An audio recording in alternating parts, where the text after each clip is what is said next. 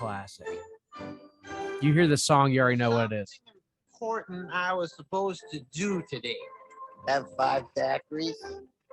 No, you remember to do that. What's today? October? Who would you rather bone? Right here. Meg Ryan or Jack Nicholson? Jack Nicholson now or 1974? 74. Meg Ryan. Classic. To this day, Norm McDonald's name gets mentioned. That clip right there pops in my head. I mean, he's got so many one-liners, SNL, stand-up, so much. But I think Billy Madison to me is like the first thing that comes to mind when somebody mentions Norm's name. But R.I.P.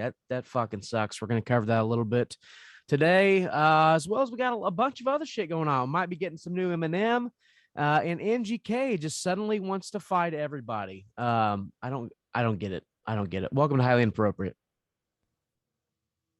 It's working. Ooh. There it is. Oh yeah. Feels so good. Due to the graphic nature of this program, listener discretion is advised. You're listening to Highly Inappropriate. I don't think she's going to be expecting something big, do you? What, like anal? Whiskey, beer, tequila, more beer, vodka, more whiskey, and more beer. Highly Inappropriate. Right, so let me get this straight. So I'm going to pay for a blowjob and I got to pay for a goddamn hotel room too? Well, that just seems like I'm spending too much money for nothing. I got a house. You can just get your ass over here and I can just do the blowjob here. Highly Inappropriate. English, motherfucker, do you speak it? They can kiss my fat vagina, because I'm bringing the motherfucking pay. Welcome to another episode of Highly Inappropriate. Try not to start too much down in the dumps with rest in peace. Norm MacDonald sucks. He passed. Apparently, he's been battling cancer privately for the last several years. It's so weird that when like a celebrity dies, like you think he's like just doing fine, and next thing you know, like you find out he's had cancer for several years and he's been battling, and we just don't know about it. We're left in a blue. Should we know about it? Nah, I mean, if I'm famous and something like that happens, I think I'm doing the same thing. Yeah, staying out of the limelight. So when this podcast blows up and, you get like severe ass cancer or something, or maybe just like an overblown case of the herpes where it like pops up on your face and your arms and shit. Yeah. Like we'll just say, Dunk, we haven't seen him. He pulled a Mike Brett on us. Yeah, I would do the same if I was famous, man. Yeah, Mike Brett, by the way, is a former co-host of Highly Inappropriate, a good friend of mine who started the show with me and just disappeared out of nowhere. And he did it like 2 or 3 times. But hey, we got Chris Duncan now. So what's up, buddy? How's the week been? Good? Yeah, I've been doing all right. 2 man. weeks. We've been gone for 2 weeks. I was out of town for a few days. But what's anything exciting going on with you, buddy? Ain't been doing much. I'm currently in another life. I'm a starting point guard in the NBA. I got a thriving rap record label called Big Dick Records. So you're African American. Sweet. No, a white guy. My face, me. He's a white Very NBA. Very athletic, same build, weight, everything, the same as me. Just athletic. I made it one as real as could be, Yeah.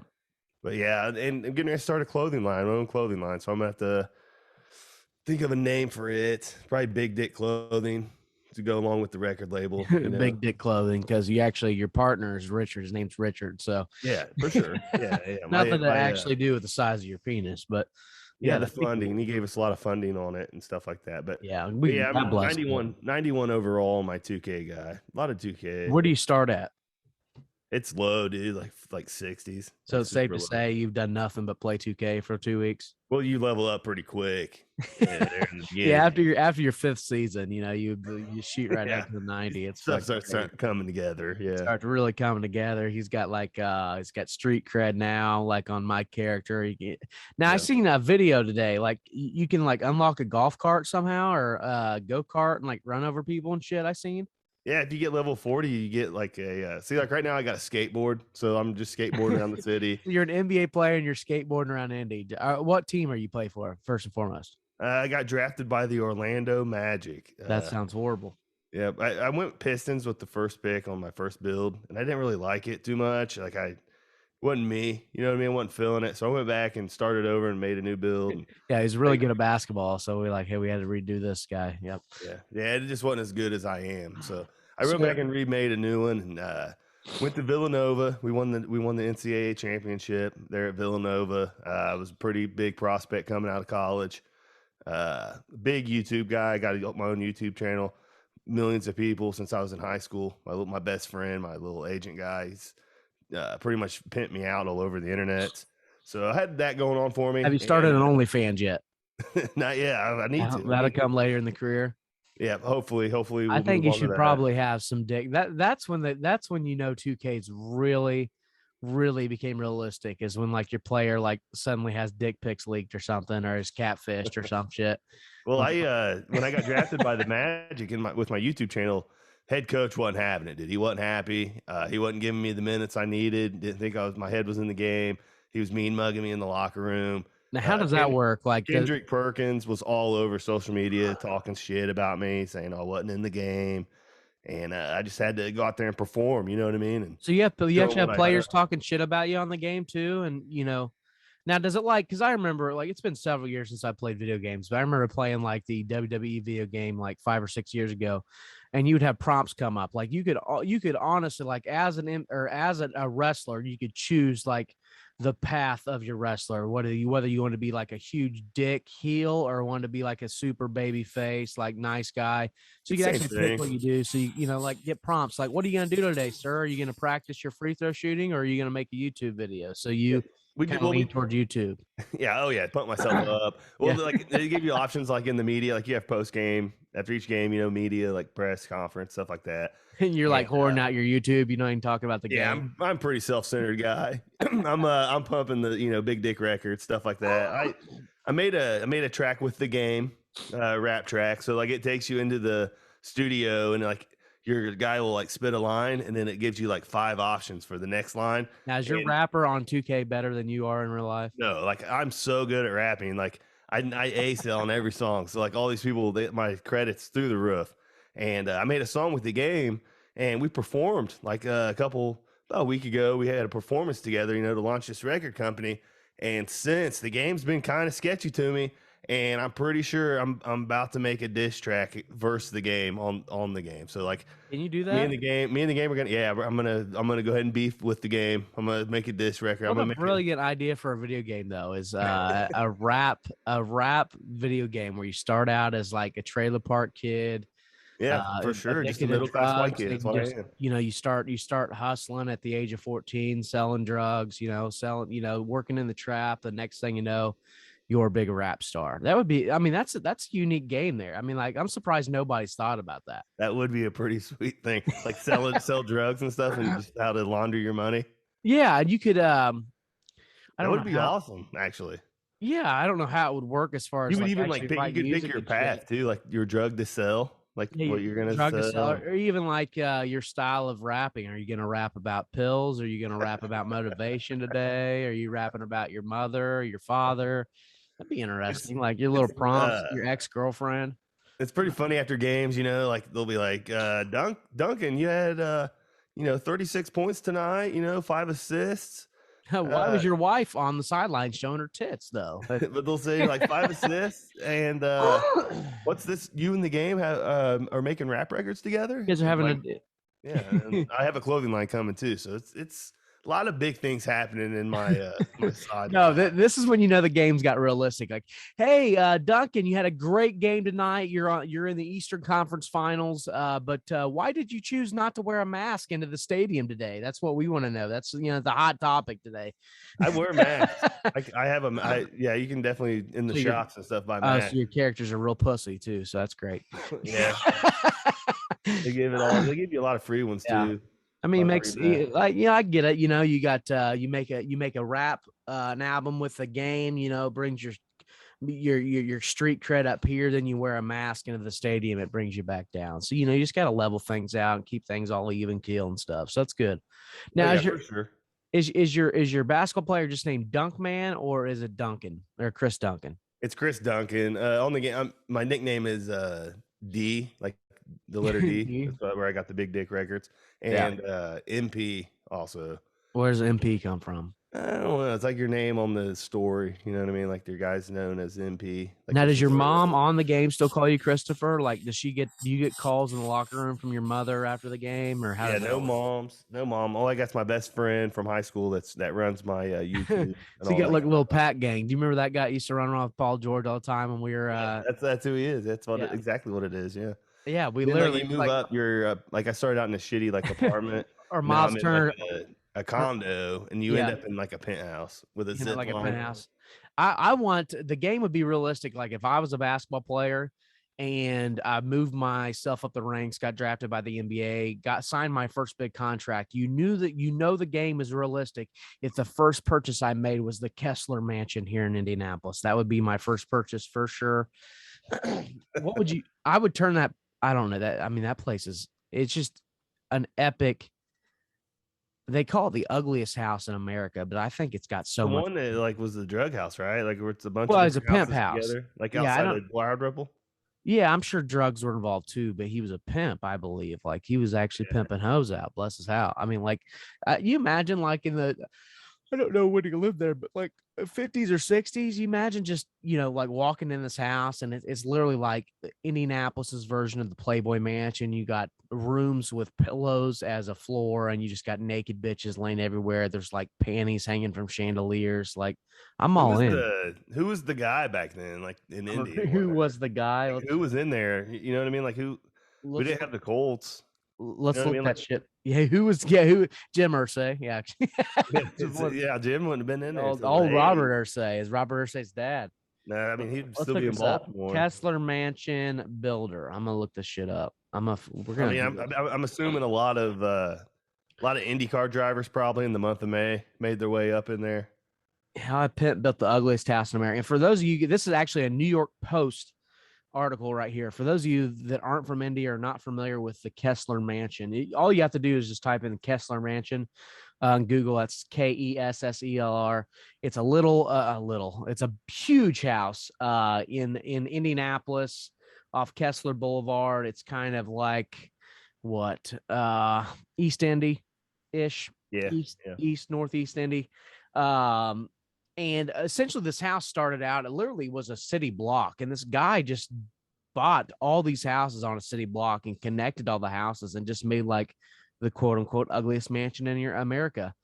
Okay. The monstrosity at 4923 Kessler Boulevard, East, known these are a lot of big ass words in this article. Colloquially as Theessler Mansion, just hit the market for the 7th time in 5 years. Every time I drive by the house, it's for sale, but it's for sale for $1.75 million. Damn. Okay. Jerry Hostetler. Like, there should be a book about this guy. I got to look it up. Jerry Hostetler. I'm just going to look up his name. Or do I want to know more about the man? Do we want to know more about the mansion or the actual guy? I mean, I know a lot about we've all seen the mansion. I'm just I'm worried about, not worried, but I'm interested in what the guy was up. What he's up to. What he did. He's definitely dead. I'm pretty sure, but we'll see. I would assume he's dead, but I'm just like, what the scene was there back in the day. Oh, he's definitely pimping, right? Who is Jerry Hostetler? Let's look this shit up. Okay, how a pimp built the ugliest house in America, former home of Indy Pimp back on market, selling American. It's all about the house. I mean, people. Okay, here we go. Memorial page. He died in 2006. Let's read his obituary. What if his obituary says, yeah, he was a pimp for several years in the 80s. How a pimp built the ugliest house in America. It's got to be in here somewhere. So let me scan the article here. The 11-bedroom house. I don't picture Indy being a big pimp city back then, but I guess. Yeah, I guess so. Like you're working the railroads and shit. Like, your cornfields, farmers need pussy too, I guess. Yeah, Union Station was like huge back then too, right? Yes. Listing, whatever be buyer. I'm just trying to scan through this article here, try to find some relevant information. For several. Okay, here's interesting. The current owner is entrepreneur Chad Falkeny, an Indiana native who has both lived there and rented it. Claim to fame of Baja Man who lets the dogs out. Oh, that dude's from Indy? Yeah. Oh, first and foremost, the guy who was in Baja Man owns the fucking Kessler Mansion. He's letting the dogs out, dude. What if it's just he has like 28 dogs in there? In the Kessler Mansion, he just lets them dogs everywhere. What if the video was shot at the Kessler Mansion? He should have that song on speakers outside playing 24/7, dude. It says that the Kessler Mansion is on Airbnb. This might be an old article because if it's on Airbnb, I'll stay there tonight. I'm not even joking. I'll have a fucking party. You coming? You in? I mean, I hope I'm coming, but yeah, I'll be there. You'll come for sure. There's gonna be hookers and all kinds of good stuff. Sorry for the tangent, guys. I was always interesting. Jerry Hostler. I can't find any fucking information on this guy. Just a bunch of shit about his house. Okay, let me look here. Newspaper. But he might have been laying low. You know what I mean? Well, here's some information here. 25 years old. It's got his current. He was 25 years old when he was doing this. Cruel and charged with cruel and inhumane treatment of the sweet file. The hostile serving 1 to 5 year sentence for pandering at the Indiana Reformatory and was a prime target in Marion County prosecutor Noble O. Percy in the campaign against Vice on the North Meridian Street nightclub strip. So my guess is this he was guy, running Broad Ripple. He was literally running Broad Ripple, probably running Broad Ripple and just just fucking letting thoughts out left and right. After parties for days, probably. Just you walk down Broad Ripple, every house for sale. Those are the times we need to go back and live in the 60s. Dude, we should go. We should buy the house and just take over Broad Ripple, dude. Let's eat hot box pizza all the time. Let's buy the house and turn it into the biggest podcast studio in America. I would love it. Oh yeah, I can't believe that ugly fucking thing is what, like 1 point some million is that what you said? Yeah, I've seen it listed as like that was an article from 2018, and I've seen it listed as low as 1 million, which really. Still, I mean, for that I'm thinking like you could turn that motherfucker into a museum. Like it's got enough people know about that thing that people would pay to probably like tour the inside of it if you'd like made something, out of it. I think if you spend $1 million, you're probably going to spend another couple million renovating the fucking place, just updating it. I heard there's like mildew problems and all kinds of other shit, but I can only imagine. Yeah, we just turned into the Indie Sex Museum, Indie Sex and Black Market Museum. I'm in. It's all about drugs and the pimp scene here in Indy. That'd be great. Let's write Ursay on Twitter and see if he can donate to that. We could that's a good place for him to store all of his like pianos and shit that he bought from Elton John. What do you think? We could, yeah. Good business idea. I think it's a very good idea. I think we could. There we go. So, all right, guys, we're going to throw a GoFundMe up on our page today. We're going to buy the Kessler Mansion. We're going to turn it into Highly Inappropriate Podcasting. Highly Inappropriate Entertainment is literally just no longer going to be the Kessler Mansion. It's just going to be the House of Love, the Highly Inappropriate House of Love, the Hip House. The Hip House. Yeah, that's a great idea. The Hip House. It's perfect. That's we're hip as fuck, right?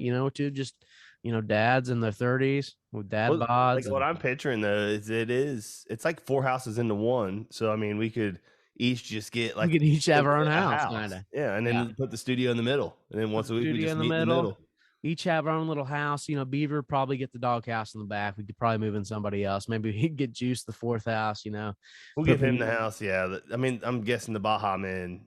Yeah, Baja Men might stay there. We might let Baja Men stay like after we buy the house. Let's at least come and perform at each of our parties. Imagine we had a party every Saturday and the Baja Men performed every Saturday. Oh man, who let the dove? I love this fucking jam. Let's fucking go. I love this song. Or just as soon as they get on stage, be that one asshole says, "Play Who Let the Dogs Out." Dude, I don't get how that dude is from. Like I thought they were all like Jamaican, like from like not even from America. Oh, no chance. Like nobody's from Jamaica anymore. Like it's all fake. Jamaica's not even a real country. I mean, come on. can't believe he's an indie guy. I can't believe I didn't know that. Yeah, indie guy, and he just buys ugly houses here. He's a fucking the real estate investor. Just how about that? That's what we need to do. Put out a hit single, use the money to buy ugly mansions across the United States, and just struggle to sell them online. Yeah. I'm in. I'm all in. I've had an exciting week though. Like, I watched a YouTube video earlier this year, essentially about like some of the best mountains in the United States to not only hike but to bike up. And one that I've seen listed several times was Mount Mitchell in North Carolina, which I didn't know this, but North Carolina has the tallest mountain east of the Mississippi in the United States, and it is Mount Mitchell. I did not know that. There's a whole they've got a whole like set of mountains called the Black Mountains in North Carolina. There's several that are under over 6,000 feet, and like 20 or there's a bunch that are over 5,000. So it's like, North Carolina's actually got some pretty decent sized mountains here in the United States. So I got the bright idea to I was going to bike up Mount Mitchell. And I originally was just going to drive there and bike it and drive back. Then I realized it was an 8-hour fucking trip. So no chance. Wow. And I just realized that my notes are all fucked up here. I've got stuff in the wrong place. So it's been a great week. But yeah, so just got back yesterday, went camping for 3 days, and I have the sweetest camping setup. I know you hate camping, but like camping in like mid-60s weather is literally the perfect sleeping weather.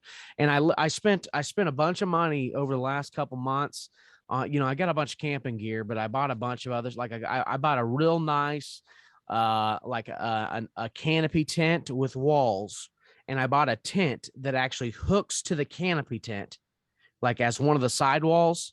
So like the front of my tent was a sidewall for the canopy tent, then it like came out as like a regular like sleeping tent. Yeah.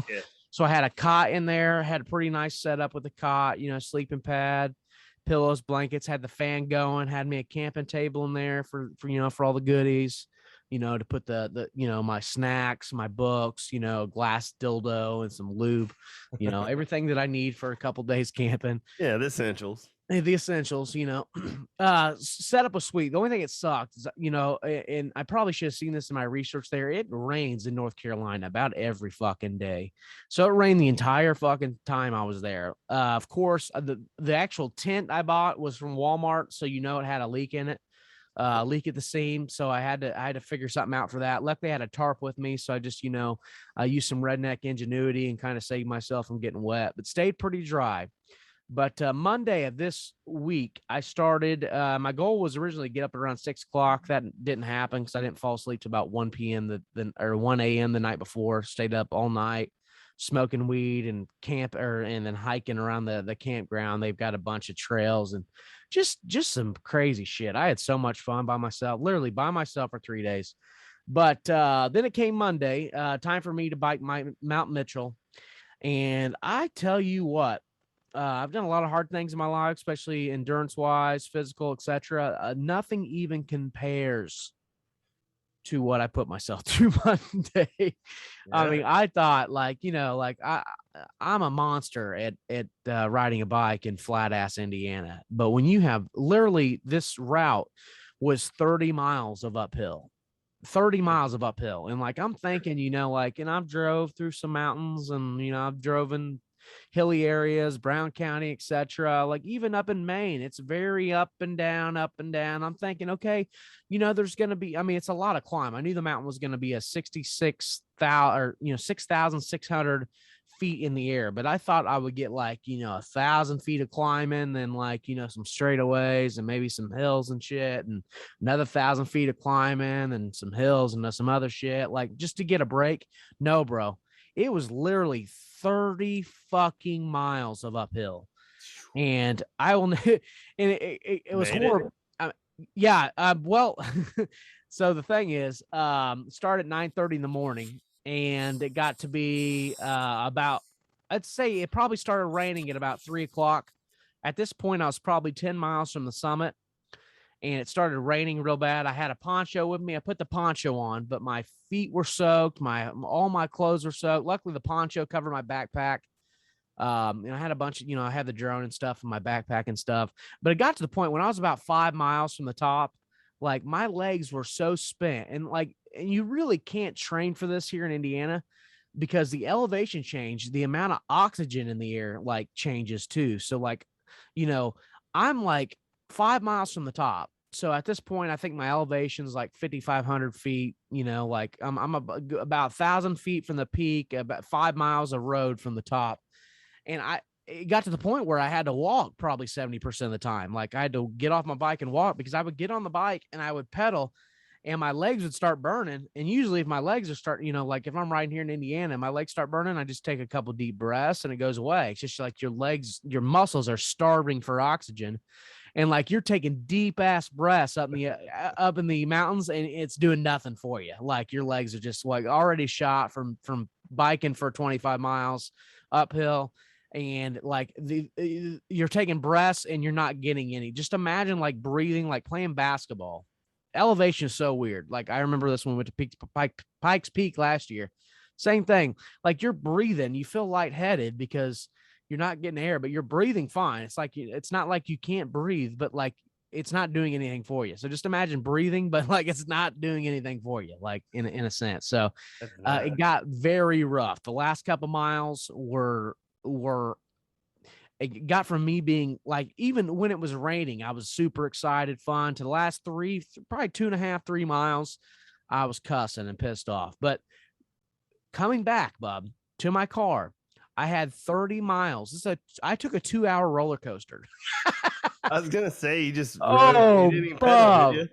No, I just gripped it, but I gripped the fucking handlebars and just went downhill for it. Literally, it was a 2-hour roller coaster. No joke. It was amazing.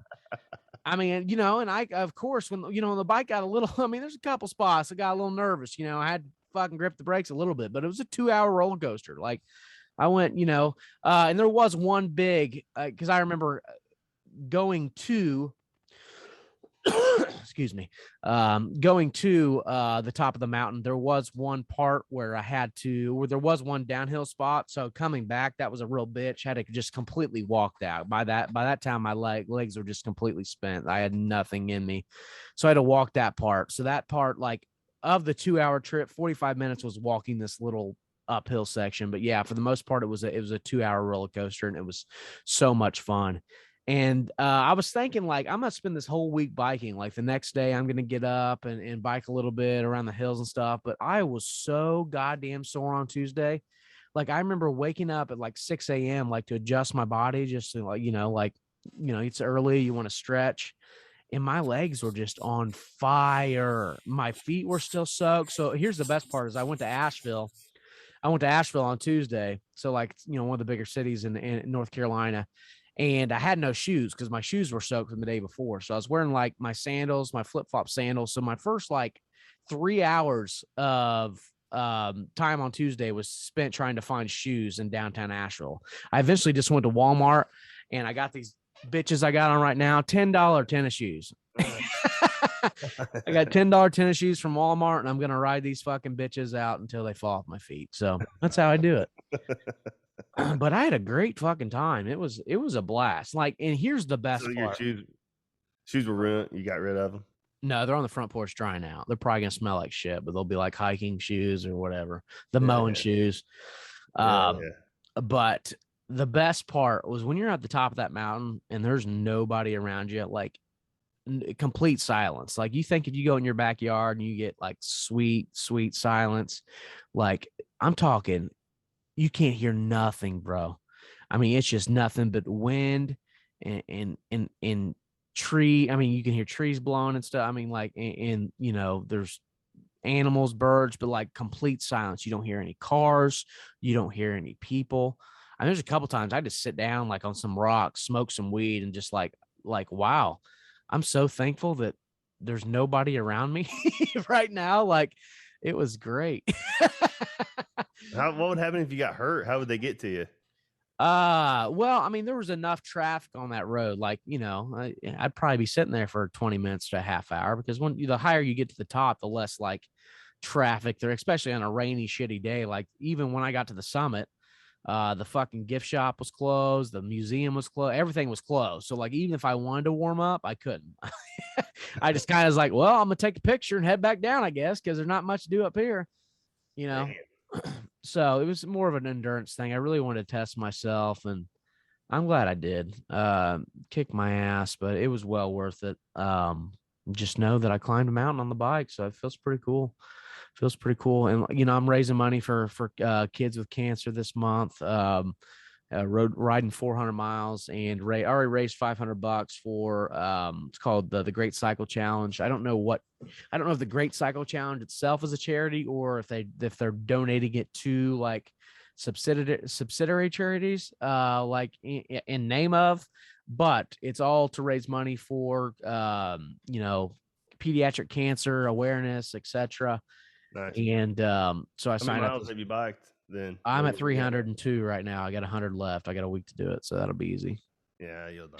Yeah. Sorry, I got the money raised. So good month. I'm happy to do it. I love you know, it's a very like it's hard to even talk about, you know, pediatric cancer because Yeah, it's terrible. it's terrible. I mean, it's terrible. Like, I'm not going to sit here and bring the show down and talk about it, but I will say it's something that, you know, very important that I support. And I think it's important that everybody supports it, or everybody learns about it and how to prevent it. I mean, you know, sometimes you can't really. It's hereditary in a lot of, you know, just unforeseen circumstances where shit happens. But I mean, you know, for the most part, you can feed your kids the right thing and make them be healthy kids. But sometimes shit just happens. It's a really horrible thing. So I think it's very important that we give back. You should give back regardless of something that's important to you. But definitely something like pediatric cancer, like even getting a chance to go to a hospital and just giving back to the kids that are fighting. And like, I was thinking that the whole time I'm on the hill, like suffering, I was like, this is just pales in comparison to the kid that's got like liver cancer in a hospital right now. Like the pain that I'm going through is nothing compared to what, you know, a kid in the hospital is going through right now. So that helped push me up the mountain. But I wanted to do something that was kind of extreme, just to, you know, just to kind of put myself in that mental headspace, I guess, in a way. But I'm glad I did it. It was a blast. And Yeah, it's awesome, dude. next month or next year, I'll climb another mountain or something. We'll do something crazier next year. I don't know. We'll think about it. We'll talk about it on the show. But other than that, I had a great time just being by myself for 3 days alone in the woods, peace and fucking quiet, the perfect setup. Got to listen to the rain hit my tent every night. Got some of the best sleep of my life on a fucking $30 Walmart cot. It was great. It was great. I'm so happy. I'm ready to go camping again. But we got a show to do, Bob. So that's why we're here. Welcome to Highly. No, I'm just kidding. So what to watch this week, bud? You said you watched Clickbait. I've never watched an episode. We're on season 2, correct? It's a series. Correct me if I'm wrong. Yeah, it's serious. It's just like a limited thing. I don't think there's gonna be more than one season or anything like that. What's it about? But it's got Vinny Chase, Entourage guy, dude from Entourage, and he pretty much. I don't really want to give it away too much, but each episode is in like another person's point of view. So like the first episode is the sister, then it's the wife, then it's the reporter, then it's the, you know what I'm saying? So it's like each like kind of thing. And pretty much Vinny Chase is a video goes up on the internet and it's him sitting there like beat up and he's holding a sign and it's like, I abuse women. Then it's him holding a sign. If this video hits 5 million views, I die. So then the sister, like, they see it and the video's climbing and yeah, it's fucking crazy. But you gotta watch it, dude. So just from different viewpoints, like the whole season is like different viewpoint. That'd be interesting. Yep. It's like his sister's view, then his wife, then like his son, and then we should do a reality series like that at your house, like where you do something like incredibly stupid. It starts out you doing something incredibly stupid, then we just go around kind of the horn to your family, and you know they just all kind of talk about it. Like, what's it like? I mean, it could work, but like I can't really say too much about the show because like I don't want to give there's so many spoilers. I don't want to give nothing away. So it's like one of the ones that I just recommend that you definitely watch it, and we will, like after you do, maybe like next week or the week after, we can dive in and like talk about talk it. about it. and We'll do a talk about it. spoiler alert. But I don't want to say too much about it because, like I said, tons of spoilers in that. I finally dove in. What did you recommend last week? I can't remember now for some reason. Was the shit? Oh, the hockey guy. Yeah, the hockey Did you documentary. I watch did it? watch that. Yes. Wild. Pretty wild. Like it's Isn't that disappointing. awesome? It's disappointing that the guy's dad had to be, fucking, whatever.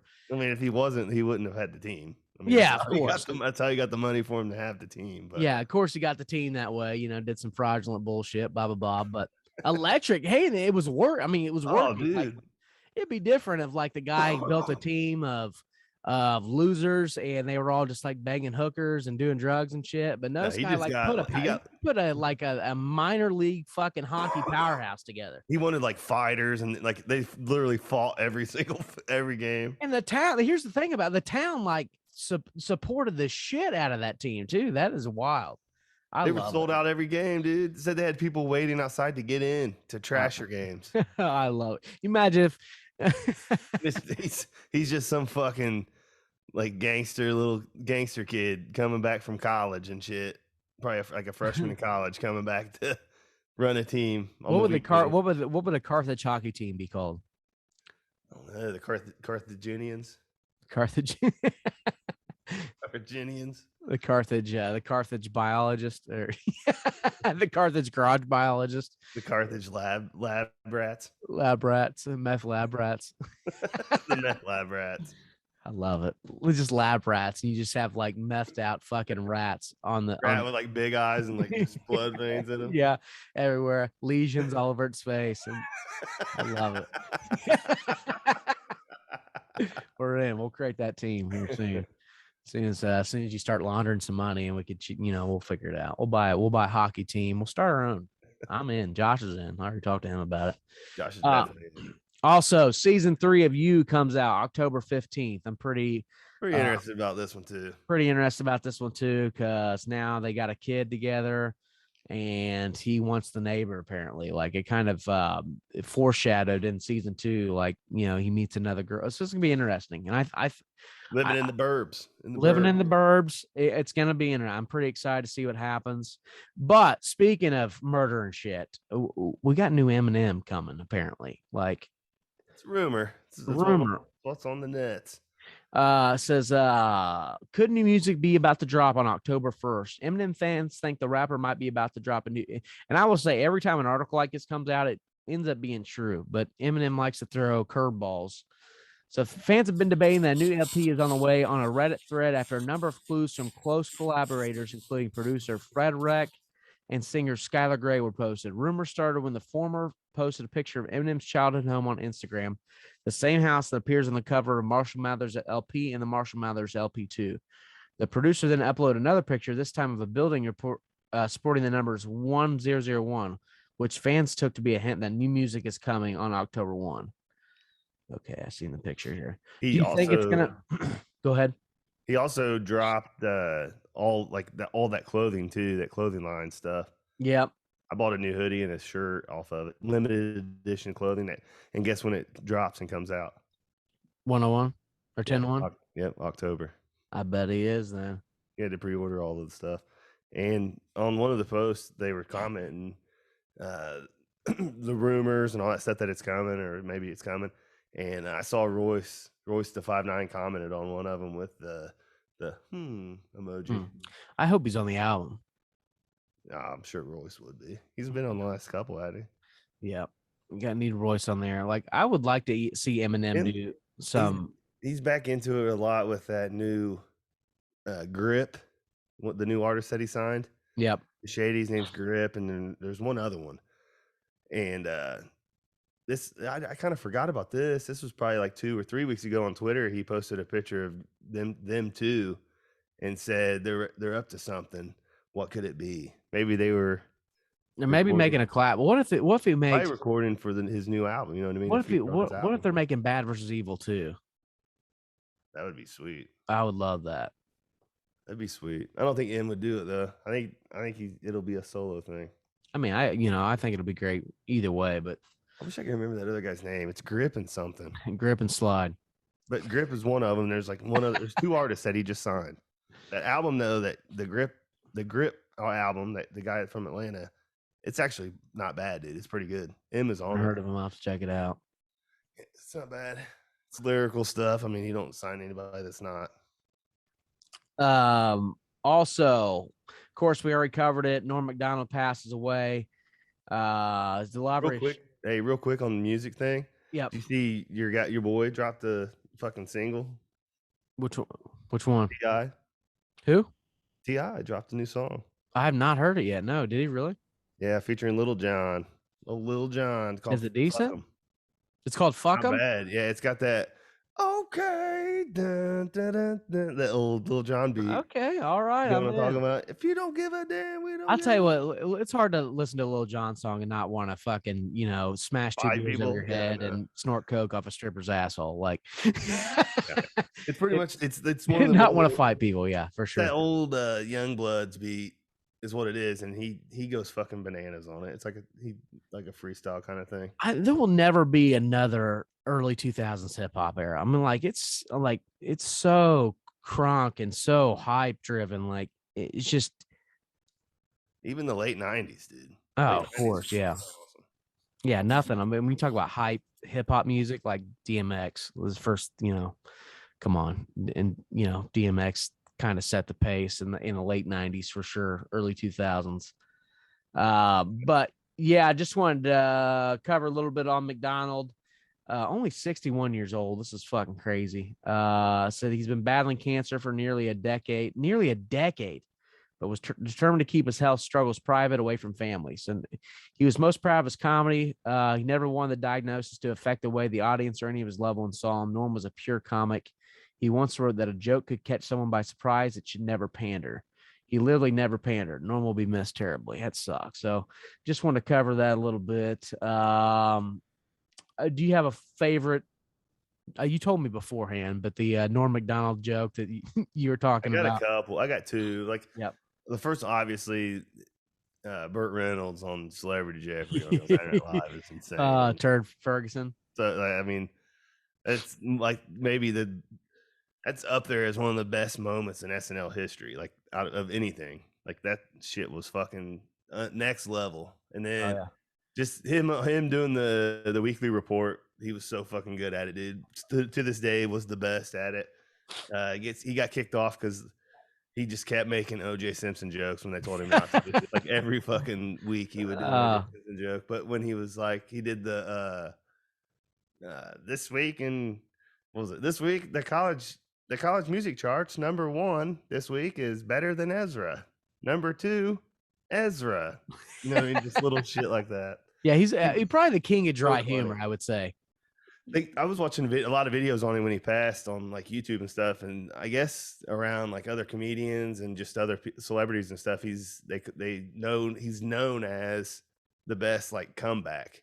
Like, they were like I guess Leno and Letterman and talk shows and stuff he would go on would always try to get him because of it. Well, he should have done a roast. He should have done a roast battle then, I think. He was on some of them roasts. Really? Oh yeah. I can't remember. Oh yeah, because I watched those videos too, and he was absolutely savage. I guarantee it. Yeah, the best. But like he couldn't get him off his feet. Like he was just quick. You know what I mean? Quick-witted. I love it. R.I.P. Norm. Fucking man, Norm. You got to be the fucking man if your name's Norm. Who else is the fucking man? Well, Aaron Rodgers. By the way, have you guys, there's been a lot of memes going around of Rodgers and his fucking like hair. It's like just crazy. Like, honestly, he looks like he's completely given up in Green Bay. Like, stop shaving, trimming his hair. He probably hasn't showered. But Green Bay Packers quarterback Aaron Rodgers has specific reason for his rugged appearance this NFL season, which includes long hair and an unshaven face. He plans to dress up like one of his heroes for Halloween. The reigning NFL MVP told the Pat McAfee show on Tuesday he started preparations for his costume a year ago with adjustments to his grooming habits. I have a month until Halloween. It is. I listened to the interview. You did? Yeah. I love of course. I have a month until Halloween. This has been a year in the making for my costume, Rodgers said. I'm not going to give it away, but somebody who is a hero of mine who has longish hair. Rodgers 37 typically posts photos of himself from Halloween on social media. In 2019, the Packers star dressed up as Uncle Rico from Napoleon Dynamite. In 2017, dressed up as Steve Zissou from The Life Aquatic with Steve Zissou. Several Twitter users responded to Did Rodgers. the Anchorman too one time. Yeah, I wonder who he's gonna dress up. It's got to be Halloween this year is on a Sunday too, so that'd be it'll sweet. be like there'll be a lot of them, and like before games and stuff. And he does it every year. It's one of his things. But he said that on Pat's show, and you could tell Pat had been guessing like off air, like who it was, and he wouldn't tell him. And Pat said it's the lead singer of Creed. What's that dude's name? Scott Stapp. Hell yeah. But I can't think, man. Who would it be? I think probably the guy from The Big Lebowski, the homeless looking guy or whatever. Oh, the dude? Yeah. Oh, dude, that's a great guess, because I would imagine The Big Lebowski and like just the way he is in the movies he talks about, like that's definitely right up his alley. Definitely something. That is an absolute great guess. It was in the article, so I can't take I can't take credit. But what is not good? The Colts O-line right now. Terrible, dude. I mean, to the Colts' credit, they played two really good teams. They played the Seahawks and the Rams, and we got the Titans next week. So, like, thanks NFL schedule for throwing us at the Wolves. Our O-line has not played together. Eric Fisher's first game was last Sunday. Braden Smith signed to a huge contract. Hasn't decided to block anybody this year. Glowinski's always been the least flattering part of our line. But even, Quentin Nelson, I thought Quentin Nelson did a pretty solid job against Aaron Donald last week, but they moved Aaron Donald around. And of course, whoever else he'd go against, he was just bitch slapping him pretty much. But do you think our kickers can I kick some field goals, boys? Hey, can I kick some field goals, guys? I'm tired of you going for fourth and short. Like I'm not afraid to say any of them, man. I think the first 2 weeks we go for it. I'm all for because we inside the 20. Jordan Wilkins is our short yardage back, and he's yet to see a fucking snap this year. I don't know what the fuck's going on. I'm gonna call it right now. Colts 0-2 start is 100% on Frank Reich, in my opinion. His play calling's been abysmal. Too conservative at times. I think Carson Wentz has looked phenomenal. I think he's looked really, really good. I really do. He just can't stay fucking healthy. And lo and behold, both angles. Dude, I want to. Like how bad of luck do you have to go? If he's out, dude, we're gonna see Easton season, man. That's not gonna be a good season. Yeah, he can't be out. Do we have any? No. What's the quarterback prospects looking like in the draft this year? In the draft, the prospects. You got the kid from Oklahoma that was on that Netflix show. That Ritter. I thought Georgia had a quarterback too. Was coming out this year. That Ritter kid or Ritter. I'm pretty sure it's. Yeah, I was just reading about somebody. I can't even fucking remember, but. I like Wentz. He just can't fucking stay. Yeah, we don't have Andrew Luck. Is Andrew Luck coming out of college again? Did he decide he wants to retire or what? But it's disappointing. I mean, what's great is the Colts have 15 games to kind of correct the shit. Like the Colts are a good team. Like I'm not gonna sit here. Definitely not out of it. No, definitely not. I mean, the great thing is the Titans are 1-1, so we're literally one place out. I mean, and is anybody 2? No, it's 1-1. And 0-2. The Jags are 0-2, of course.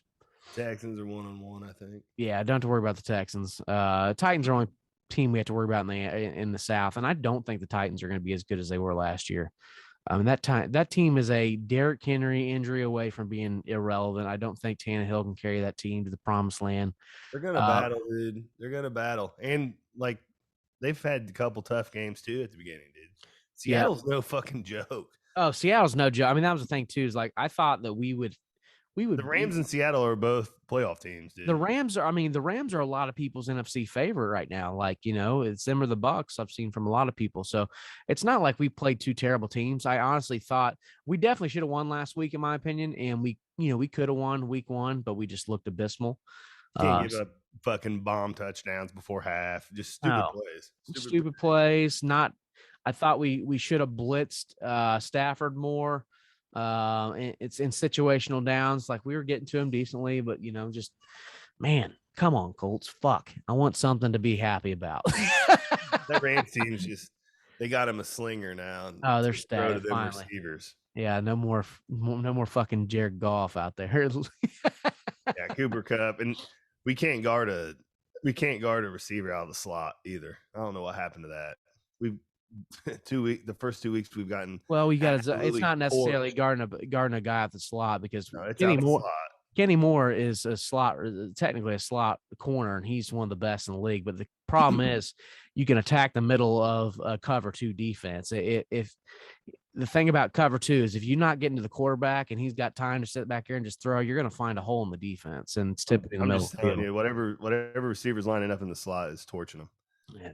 You had Lockett and then Cup. That's because you got typically if you line up in the slot, you probably got a fucking linebacker covering you. So then we haven't been healthy at corner. So you got Kenny's probably playing starting safety. Rocky Scene is about as hot and cold as fucking anything as Chili is sitting out on the counter for a fucking hour. It goes steaming hot to ice cold. It's just bad. What else this week? What is it with MGK, man? Like, one, Eminem ruined this guy's career. Like, he decided to make pop records. I mean, credit him for dating Megan Fox. I kind of think she's a cunt. You know, she's came out and said a bunch of like just very, very, very hypocritical stuff about quote unquote middle and poor ass America. Just, you know, just showing that she's got no fucking self-awareness at all. She's kind of a cunt. So I'm not really giving MGK any props at all about who he's dating. I don't give a fuck. I don't care if she dresses like a whore at the VMAs or whatever. But first and foremost, Conor McGregor throws a drink at him at the was it VMAs? What was it? Yeah, didn't want to take a pic with him. Yeah, I mean, I've heard a few things about this. First, I've heard that Megan Fox actually came out and said that she would bang Conor. And like he probably heard about it and probably tried to antagonize him a little bit, Hey, but I give me guess some he of that pussy. Yeah, give me some of that pussy. is the Yeah, I last- mean, I think Conor McGregor's a fucking dipshit, but like MGK thinking, you know, like, I mean, Conor would just, I mean, I'm pretty sure that your daughter would beat the fuck out of MGK. He's like a 6'4" beanpole, like just a big tall puss bag I mean, just looks like one of those guys, you know. And now he's going after Corey Taylor, Slipknot. And I love that Corey. So this all started. Machine Gun Kelly was doing an interview, was talking about an unreleased song that Corey Taylor was supposed to be released on. And it basically talks shit about being 50 years old and wearing a mask on stage and being, you know, being fucking stupid or something. Yeah, he said, I know one place I'm glad I'm not at. He's like being a 50-year-old man wearing a weird mask on stage or something like that. Like, I don't know where that come from. Like that was like a direct shot at Corey Taylor. And like, I'll tell you, in an interview before that, Corey Taylor had said something of like shots at him too. Okay, yeah. Well, he says, I hate artists that failed at one genre and decide to go to rock. And I think he knows who he is, but that's another story.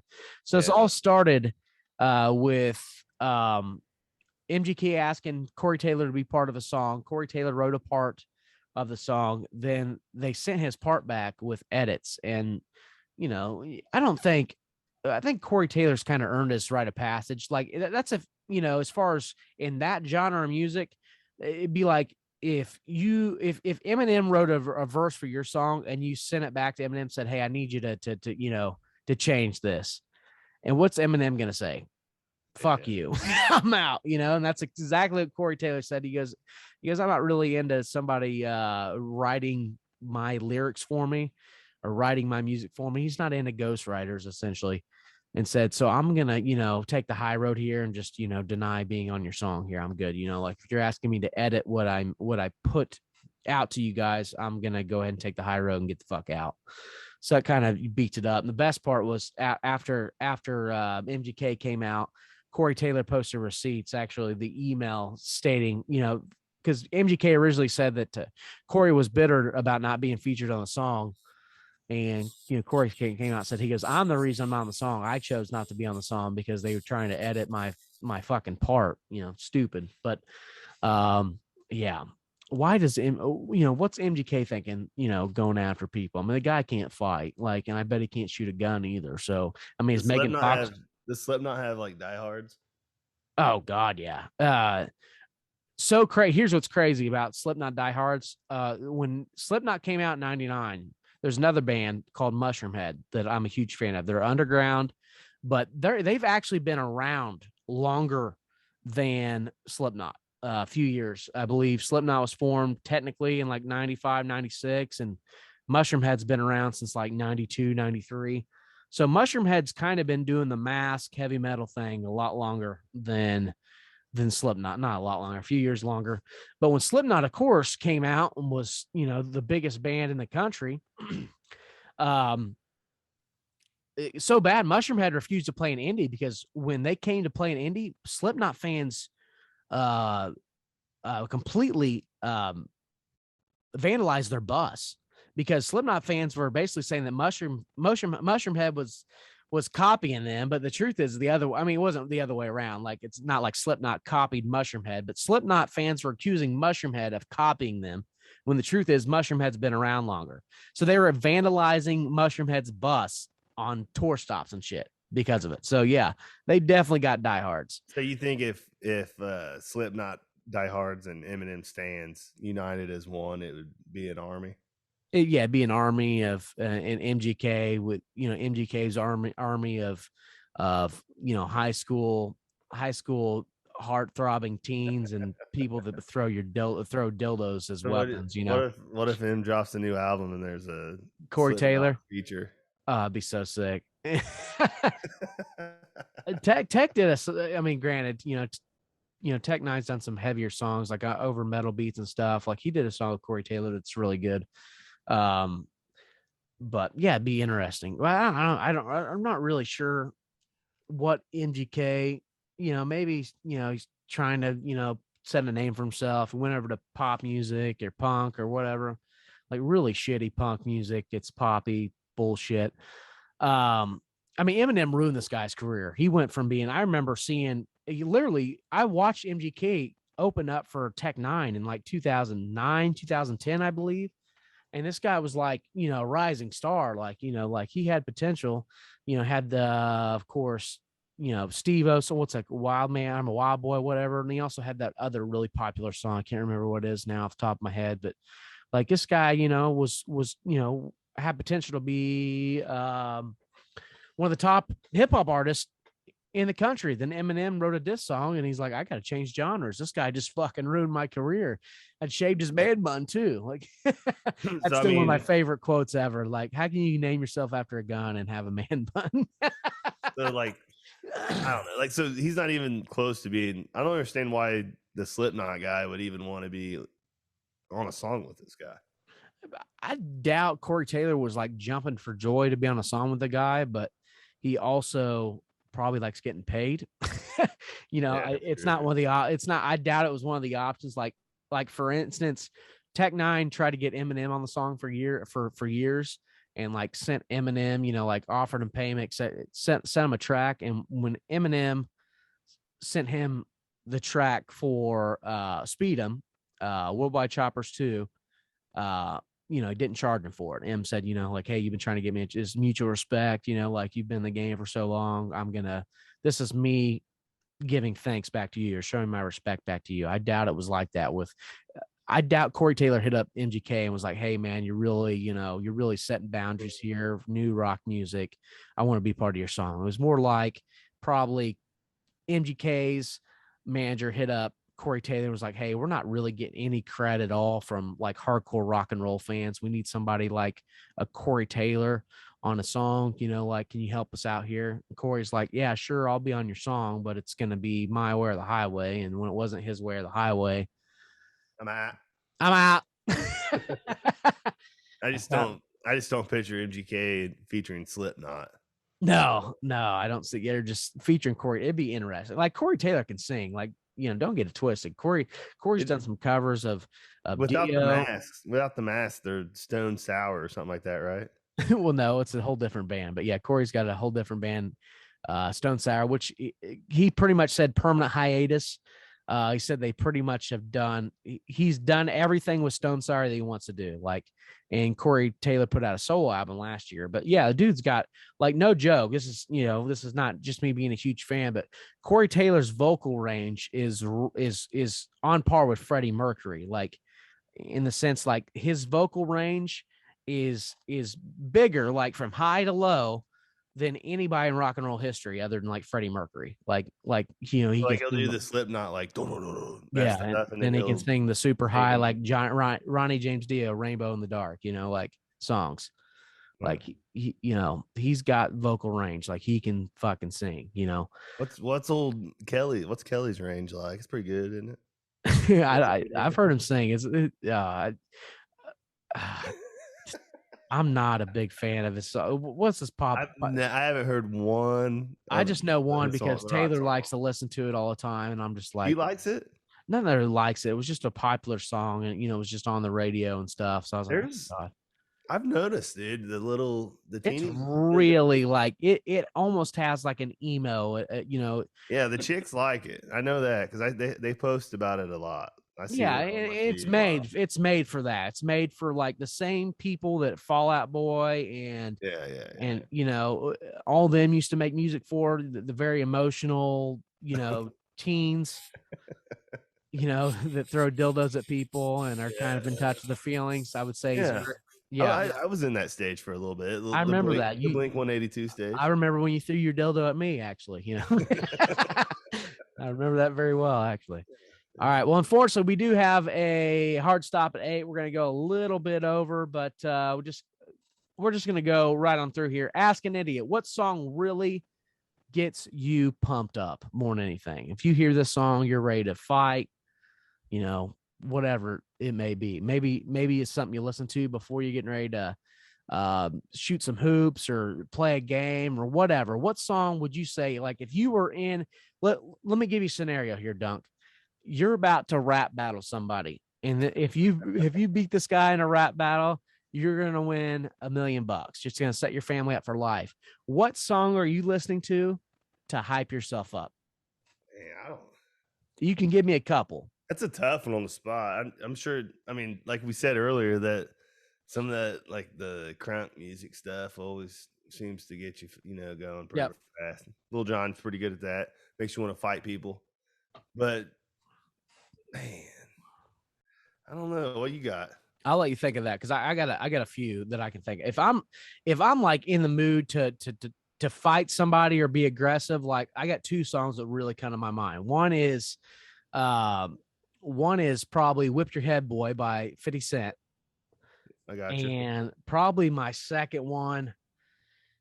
Oh man, I had it at the tip of my. I got it. I mean, I could go. If you remember the old 3-6 Mafia, yo, sissy, I bet you won't hit a motherfucker, hit him. We used to listen to that before every game back in the day. Yeah, that's a good ass song. Probably, actually, "Stand Up" by T.I. is another one that makes me. You heard that one? Oh yeah. Yeah, "Stand Up" by T.I. But as far as weightlifting, if I'm in the gym and there's one song there.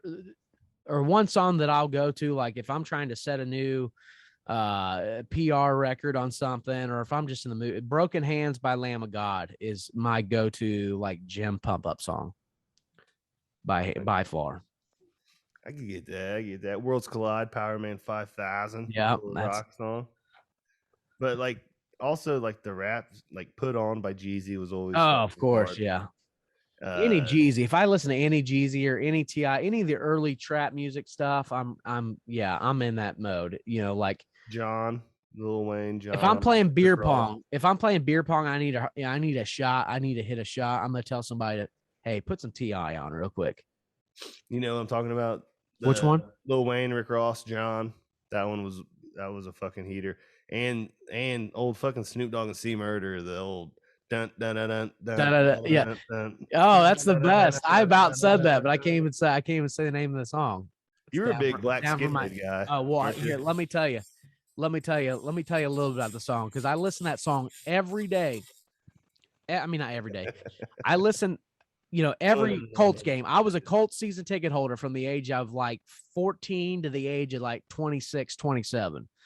For several years, I went to every Colts game, and that was they never put the words of that song. Of course they can't. Yeah, but I remember. See murder, down for my ends, down for my N word. Yeah.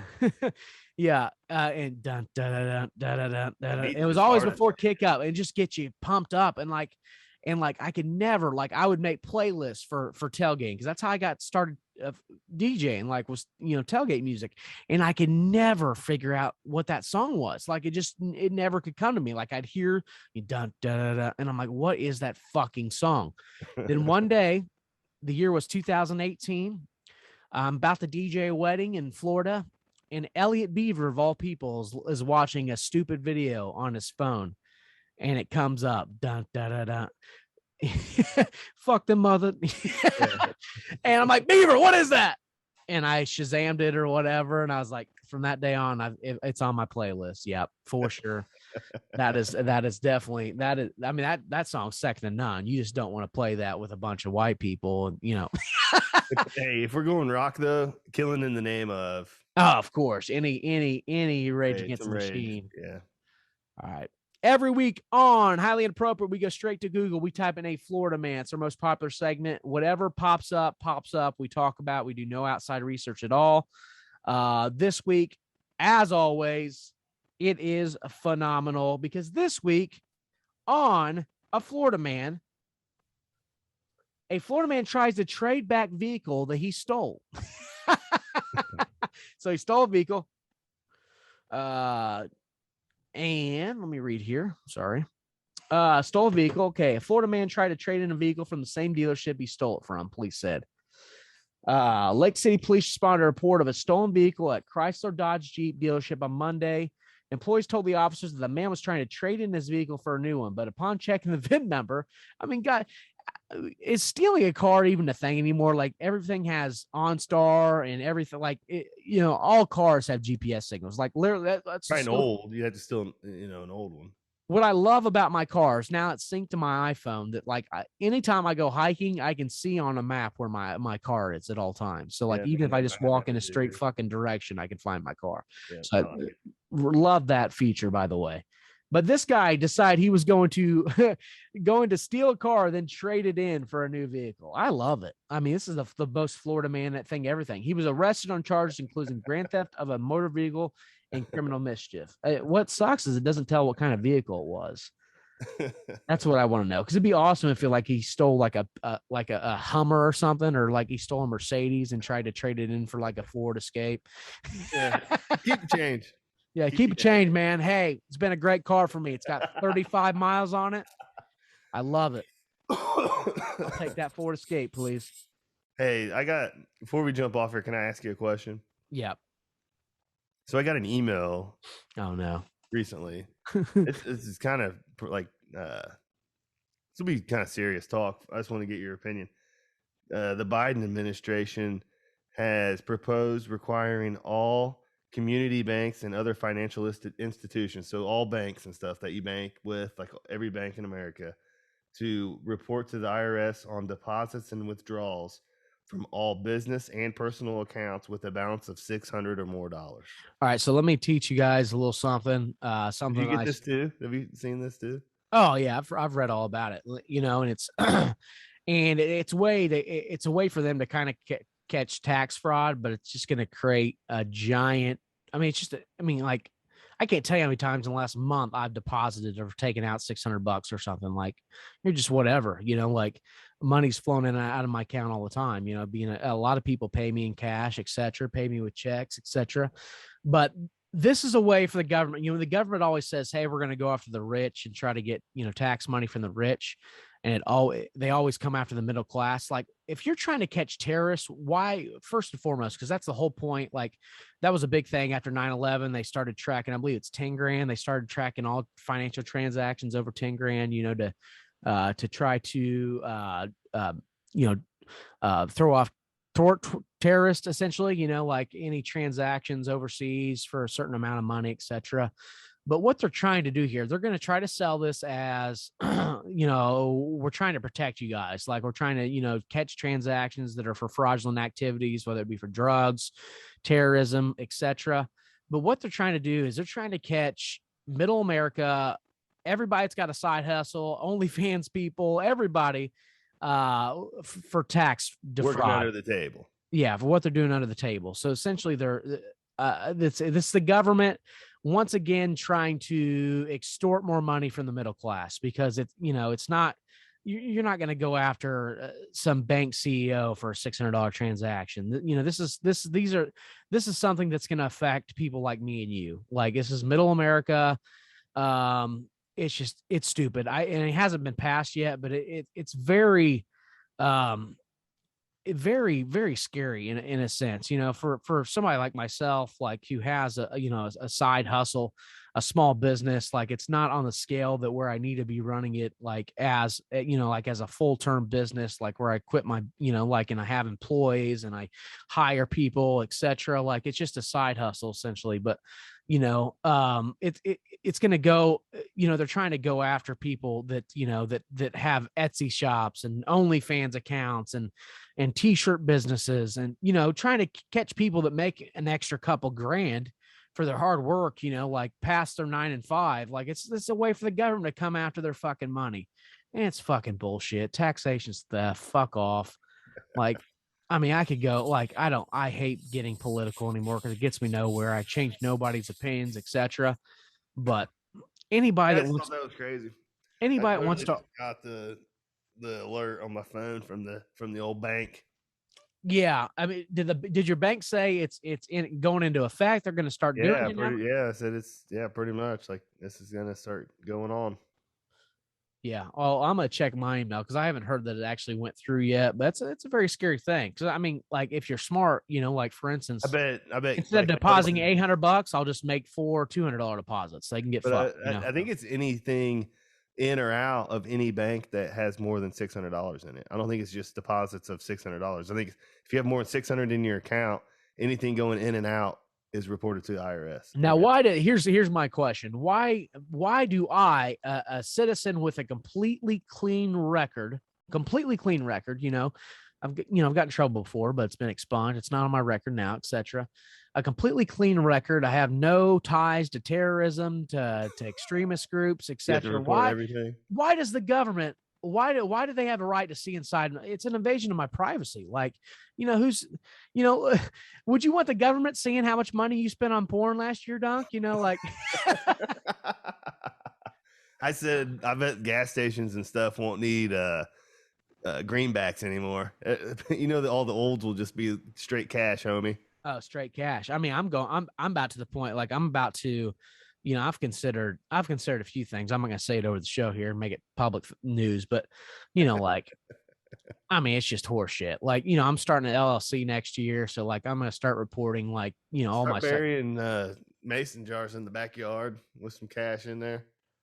Oh, like the old great grandparents used to do. I mean, let me tell you something. Let me tell you something real quick about the government and about entrepreneurs and why rich people will never be taxed unless there's a straight flat tax at some point where everybody gets taxed at 10% or whatever. And no matter what, no matter what you contribute to charity, whatever, it's just 10% across the board. Unless that happens, this is why the rich will never pay taxes, simply because they are smarter than the people that make the laws, bar none. And the government also sets up tax laws to force money where it wants it to go. Like, do you wonder why real estate investors do not pay taxes and why there's so many real estate loopholes from a 1031 exchange? Basically, 1031 exchange in real estate. It doesn't have to be used in real estate, but it's used most commonly in real estate. It essentially says that, like, for instance, if I'm a real estate investor and I sell a house and I make $100,000 on that house, if I reinvest all that money back into the business, into housing, into a similar quote unquote, business exchange, I don't have to report any of that income to the government. So I made $100,000 off selling a house, but as long as I'm reinvesting it I don't have to report any I don't have to report any income to the government. I don't have to pay any taxes. So that's why you got people like Donald Trump who literally come out and say, I pay less taxes than my secretary. And, you know, all these fucking people that are stupid and don't understand why that is the way it is, get all butthurt and upset about it. The truth is he's just following a tax loophole that is there for him because the government wants people to invest in real estate. And let me explain why the government wants people to invest in real estate is because we're moving, talked about this a little bit. We're moving into an economy where you're going to start seeing I'm extremely against a universal basic income for many reasons, from incentivizing people to work to the way it affects inflation, the economy, etc. I'm not going to get into all that bullshit right now, but I will say a universal basic income is going to come to this country just for the simple fact that automation is going to push most factory workers out of a job. So you're just going to receive a government check from the government, essentially. What's going to happen? So why would the government want people investing in real estate? Because what the government's going, you've seen the government come out and pretty much declare everything a right now. Like we have a right to housing, we have a right to healthcare, everything's a right, essentially a right. Okay, I won't get into that argument either, but everything's a right. So what you're going to see is the government giving people money every month, and the reason the government wants certain people to own houses or to own property, to have properties available, because if the government sends, Susie and Bobby $600 every month, and I own a house, I own the house, or like, that's basically they're getting free housing, and the government doesn't have to actually own the property. I've actually seen rumors where the government's where it's been rumored that the government itself is going to start buying property, like actually physical fucking real estate, which is terrifying and a horrible idea. I think it's common, like just, don't even want to get into that. But what they're going to do is they're going to give Bobby, Susie, and, they're going to give people checks, a universal basic income, and those that were smart, because if you're real smart, like here's what's going to happen, just like what happened during COVID. If you make like between 40 and 80 grand a year, you're going to get $1,000 check every month from the government. It's just going to say, do whatever you want. Be smart people. Do not spend that $1,000 on booze and fucking, stupid big screen TVs. Invest that money, because I'm telling you right now,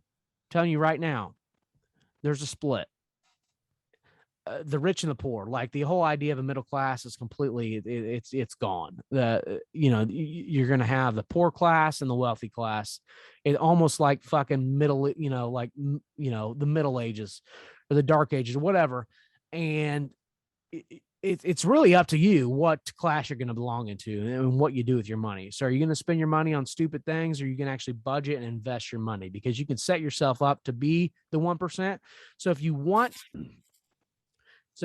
a life of freedom, invest your money. Be smart with your money. Pay attention to tax laws, etc. The government is not real smart, but they are very clear on where they want their money to go. And if you kind of just play in these rules, you can, guess what? You can thrive and not pay taxes. It's great. There's your little history. Yeah, it's very terrifying, and just more government overreach. But don't get me started. This administration has been the absolute. And I mean, I could get in the whole conspiracy with the virus. I'm not going to do that. So fucking Facebook doesn't flag our fucking our show. But God, I could put points and dots together and just make people say, whoa, like that's crazy. And like, I think there will be a time and a place for it, but right now you're not allowed to speak out against shit. So that's all I'll say. Thank you guys so much for listening to Highly Inappropriate. Thanks, Dunk, for bringing that up there late. Yeah, buddy.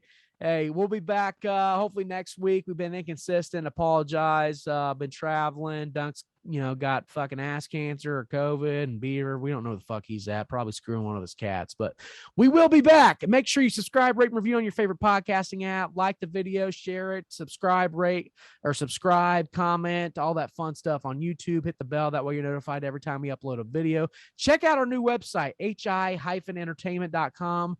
and on all socials at High Entertainment, HI Entertainment on Facebook, Highly Inappropriate Entertainment, and at Highly Inappropriate Podcast on Twitter and Instagram. Thanks for joining me, buddy. We'll see you. See ya. Peace.